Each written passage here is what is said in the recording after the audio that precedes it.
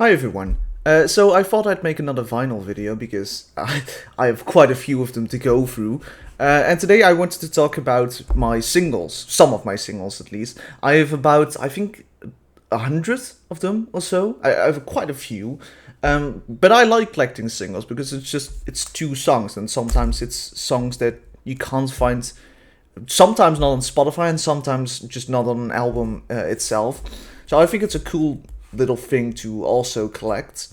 And today I want to talk about my collection of David Bowie singles because I've got this whole stack here that is just David Bowie. I've got a few others, but I thought this would be like a nice theme. So as you can see, there's quite a few from different eras of his career, of his long illustrious career. The first one I got is this one. It's Genie backed with Ziggy Stardust that I paid €7 for, and I don't know what it's worth, but that sounds like it is too much. I don't know. I probably got this when I started out collecting. I haven't listened to this actually very much, which I don't know. Genie and Ziggy Stardust. It's a decent single. They're both good songs from different albums, though. But yeah, I think I paid too much for that. I don't know what it's worth. The second one is kind of a shame. It doesn't have a cover, but it was special enough for me to buy. I don't know what the original cover for it is, but it's €3. So I thought, fuck it. The special thing about this, because I wanted this, because I like songs that you can't find on albums. And this single contains a track, I think it's an outtake from the Ziggy Stardust period.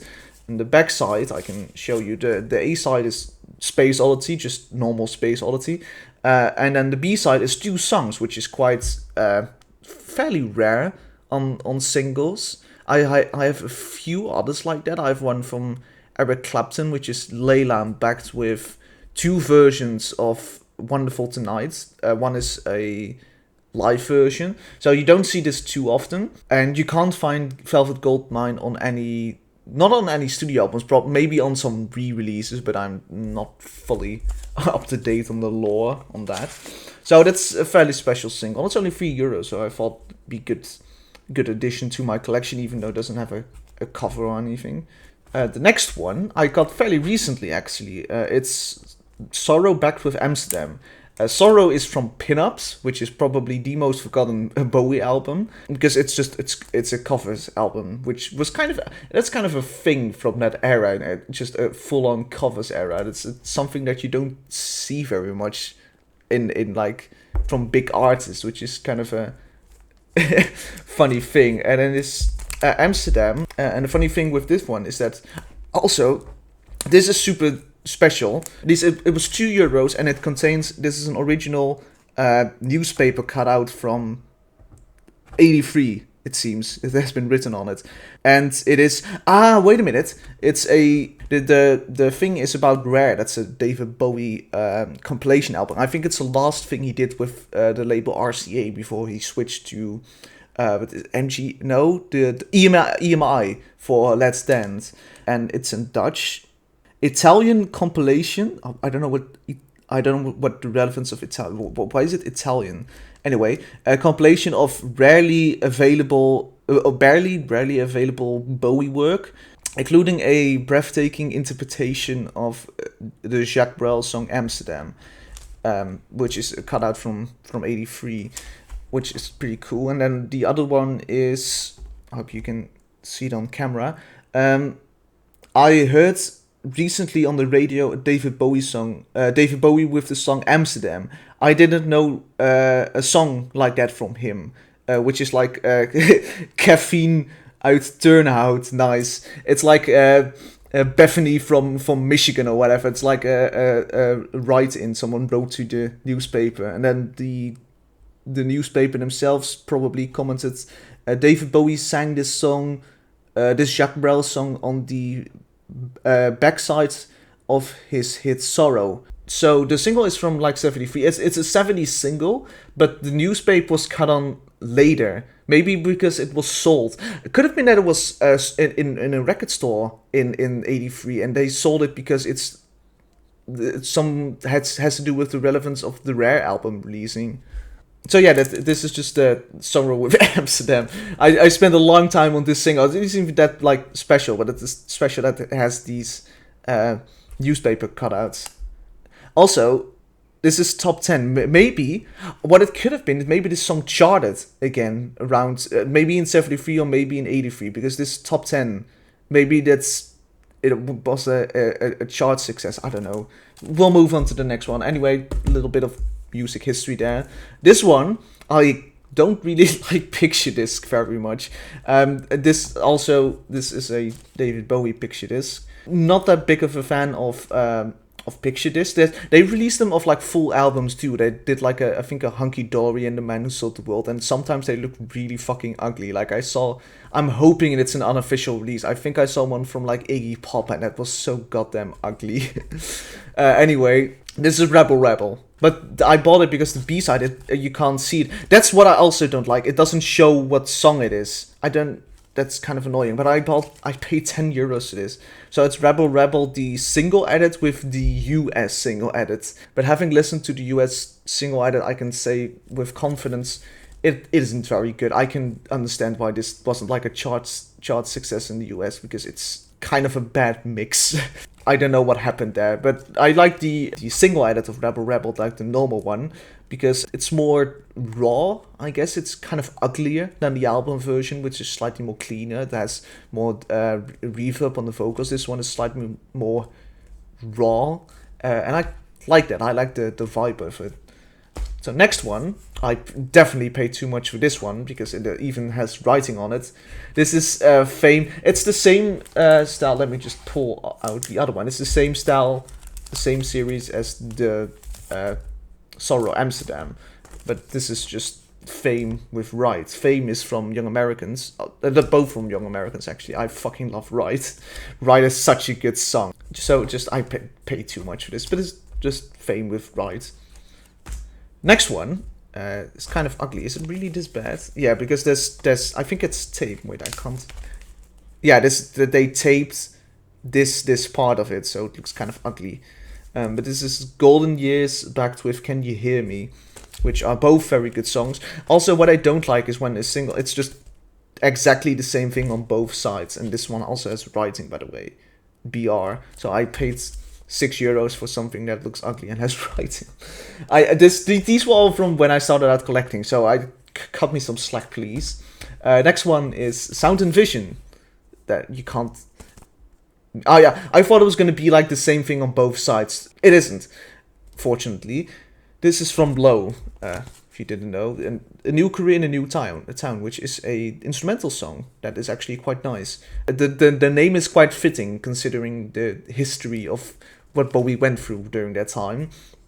But it's Sound and Vision, which was a hit in my country. Still, it kind of is, because they did a Top Pop performance. Top Pop is like the Dutch version of Top of the Pops. But they did a clip with Bowie for this song, and I think because of that clip, it kind of ingrained into Dutch music history, I guess. Because I know that all people who aren't a fan of Bowie might probably know this song specifically, songs like this, which is interesting. So yeah, that's just it's Sound and Vision with A New Career in a New Town.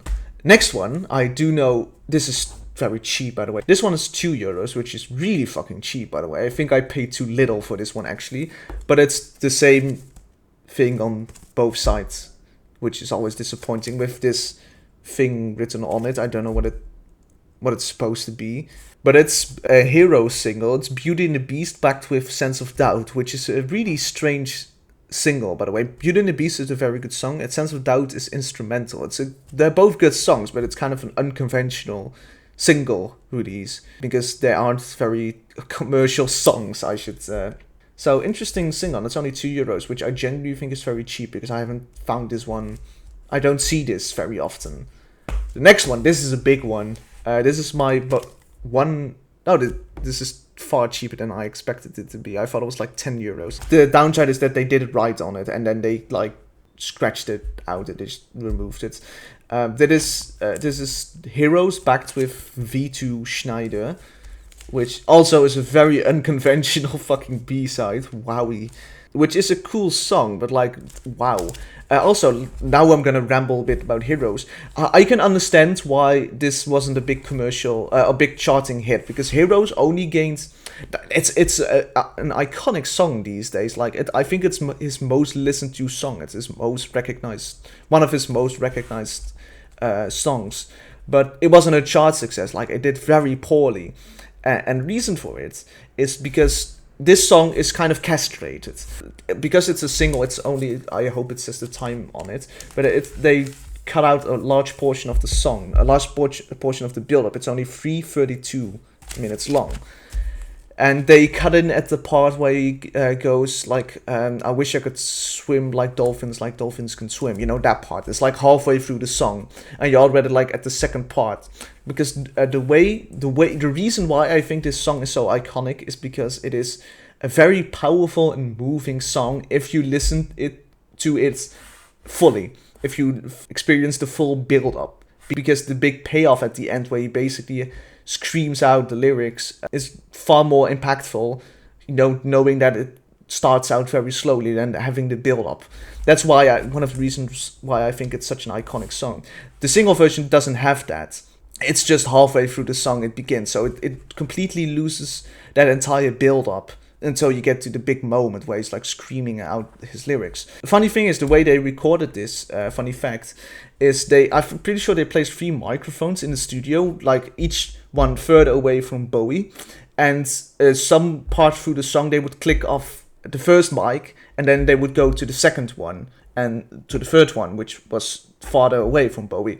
So like at the end of the song with the farthest mic, which just imagine it was like probably like at the other side of the studio, Bowie had to pretty much scream to be able to be picked up by the microphone. That's why you have such an amazing vocal performance at the end, one of the most iconic he has ever done, which is very powerful, but they did that because otherwise he couldn't be picked up by the microphone. Bit of music trivia there for you. But this is a very rare single. That's the last thing I will say about this one. You don't see this very often, as far as I know, a Heroes single, at least. I have the Heroes album, you see that one often, but a Heroes single's kind of rare, so that's why I paid €6 for this. Next one isn't very noteworthy. It's Boys Keep Swinging with Fantastic Voyage. I really like Lodger. It's €4. I quite like Lodger. It's very... I don't want to say underrated, but I think it's a very fun, generally fun album. But it's kind of overlooked, you know, compared to Low and Heroes. Those are objectively better albums, but this one is just fun. It has fun music. So Boys Keep Swinging, Fantastic Voyage. From the new LP Lodger. It's a Dutch single. The next one, I also... you can clearly notice it now, but I always keep price tags and stuff like that on my records if that's possible, because I like to see how much I paid for them at the time. The next one is David Bowie and Bing Crosby. It's the Christmas song Peace on Earth, Little Drummer Boy, with the most strange fucking backside ever. It is Fantastic Voyage, which is the same as this backside. I don't know, like, poor people, like, there's probably some Christians, like, people who aren't very much into alternative music, not tainted by the alternative music of David Bowie, and they just buy this wholesome Christmas song, and then it's back with Fantastic Voyage, which isn't even the strangest. It would have been so fucking funny if the backside of Peace on Earth would have been Boys Keep Swinging, because that is such a strange guitar solo. It's kind of a weird song overall. So these people who just want to buy this wholesome Christmas song with Bing Crosby get introduced to like David Bowie's Lodger, which is endlessly funny to me. And Fantastic Voyage is one of my favorites from the album, so it's not the worst choice, but like, why would you pick a song? Even Bowie was like, I think pretty sure he was upset with Fantastic Voyage being the B-side to the single. Kind of a weird choice. Would have liked to see something like Secret Life of Arabia, maybe. That would have been cool as a B-side, but this is just Peace on Earth, Little Drummer Boy. It's a fun little Christmas song, a little bit of music history. I'm pretty sure that David Bowie's appearance on the Bing Crosby show was like the last, I think it was the last episode before he passed away, Bing Crosby's. Next one is a cool one. It's Ashes to Ashes, backed with, I think, Move On. Yeah, it's Move On. And I love Ashes to Ashes. It's such a good song. Also a big hit in the Netherlands. One that even people who don't listen to Bowie very much, they might know Ashes to Ashes. It's only €3. It's a good song. It is a very good song. I especially love the little synthesizer outro. That part is very cool. Next one is Fashion, which I can't. It's kind of annoying that you can't see what the B side is. Oh wait, I probably is in here. So I just have to get it out. It is Scream Like a Baby from the album Scary Monsters. I like Fashion. It's a good song. Next one is a non-album. Is it an album single? Might be from the soundtrack album, but at least this is a single from a movie soundtrack. The theme from the motion picture The Falcon and the Snowman. It's David Bowie and the Pat Metheny group. This Is Not America, which is also a big hit in the Netherlands. We have like specific songs that we like, I guess. And the backside is just the instrumental version. It's a good enough song. The next one, this is gonna be this is gonna be a fun one. I don't like this song. I know it's probably a controversial opinion. I kind of think this is tacky and overplayed. I don't like Under Pressure. I think it's such a... I can imagine it's not the best Queen song. I'm not a Queen fan, but I can imagine they have better numbers. And I know for sure it isn't the best David Bowie song out there. It's just tacky and overplayed. I don't like it very much. I still have it. The next one is kind of more fun though. It's Modern Love, which is a fun song. The backside is kind of cool actually. It's the live version of Modern Love from the Sirius Moonlight DVD, which I also have, which is pretty cool. It's Modern Love. It's from Let's Dance, where it is most commercial era right now. Next one is China Girl, backed with I think Shake It. Yeah, Shake It. What a weird song. It's kind of a gimmick song, I would say. It's fine, I guess.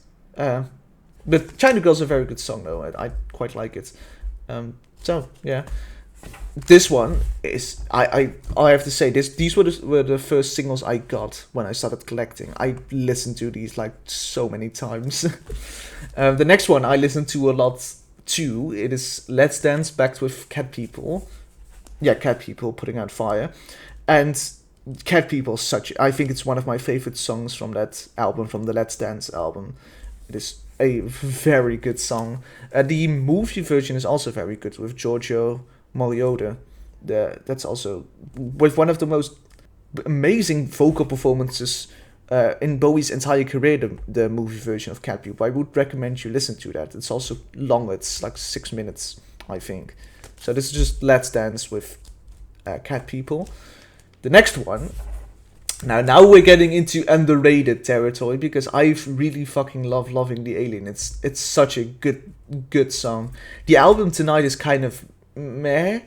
It isn't terrible, but it's kind of forgettable. It's mostly forgettable. But Loving the Alien, I think he wrote 2 of the songs on that album, Loving the Alien and Blue Jean. And those 2 songs definitely stand out from the rest. Like, especially Loving the Alien, it is so good. I think it's one of his best 80s songs. And Bowie always thought he didn't do it right. And he did like a stripped down version on, I think, the Reality Tour. But I disagree because Loving the Alien is really fucking good. And the backside is Don't Look Down, which is like a reggae song. Weird, it's a cover of a Iggy Pop song. The original is also quite nice because it's from New Values by Iggy Pop, and I think that album has some very good songs on there. Endless Sea, I'm Bored, 5'1". Don't Look Down is also a good song, but a weird song to put on like a commercial album. But Loving the Alien is just so fucking good. It is such a good song. Next one is the other one I mentioned, Blue Jean. The backside is Dancing with the Big Boys, which is about as memorable as Dementia, and I don't know. I don't have a very strong opinion on this one. But it's Blue Jean, it's a fun song. The next one, however, is very cool. I watched Labyrinth and I quite like it. It's a very fun movie. It isn't like objectively great or whatever, but it's a very fun movie. It's so enjoyable. Also the last movie that Jim Henson worked on before he died, the Jim Henson from the Muppets. and someone wrote on here someone's name, which it's David Bowie with Underground, and the backside is the instrumental version. Great. This is a very good song. I like the Labyrinth soundtrack. It's a very fun soundtrack. The second to last one, Absolute Beginners, which is also from a movie, just like Labyrinth and like This Is Not America, which is also somewhat of a hit in the Netherlands, I think. Less so than something like This Is Not America, but it's a good enough song, I guess. It isn't his best song, but it's quite good. I think it's better than what he would do with most of the songs on like Never Let Me Down, for example. And it is backed with the I don't know, I can't imagine what a dub mix is like. I'm very interested to hear what that is like. I don't think I've ever listened to that. But it's just the same song, but a different mix. And the last one I have, and then we finally went through my entire stack of Bowie singles, is Day In Day Out from Never Let Me Down, which is popularly considered to be his worst album. And the backside is Julie. Oh, I think, yeah, it even says so. It's not available on the LP Never Let Me Down, which is cool. It's a cool little thing. So it's kind of dusty. Never Let Me Down is in some ways underrated because I think Glass Spider is an incredible song. I think unironically in the top songs, in the top Bowie songs from the 80s, Glass Spider, and the tour is fine. I guess I watched a live footage of the tour, like recording, and it's quite a nice show that he gave. It's very theatrical. I also took a lot of inspiration again from the Diamond Dogs tour on the Glass Spider tour, which is cool because the Diamond Dogs tour is the best thing that has ever happened in human history. So Day In Day Out is kind of a forgettable song, but it is good enough. It is all right. So yeah, it's from Never Let Me Down, which has some good tracks, and doesn't really deserve the reputation of being his worst work, but it is fine. Some good songs on there. So that was my entire stack of Bowie singles. Hope you enjoyed watching me ramble about David Bowie, who is, he definitely is my favorite artist of all time. So yeah, I might get more in the future if I ever come across one. If I come across more singles, because there's a few ones that I really want to have. I mostly want more singles from Diamond Dogs, the album, like the song Diamond Dogs, and I think, did he release 1984 as a single? I would love to see that. Stuff like that. And I like songs that you can't find on normal albums, or sometimes songs that you can't even find on Spotify, which is also very cool, because a lot of the instrumental versions you can't find on Spotify, I think. And sometimes it's just like entire songs that aren't available on Spotify, which is cool to own. So yeah, thank you for watching. Hope you enjoyed me rambling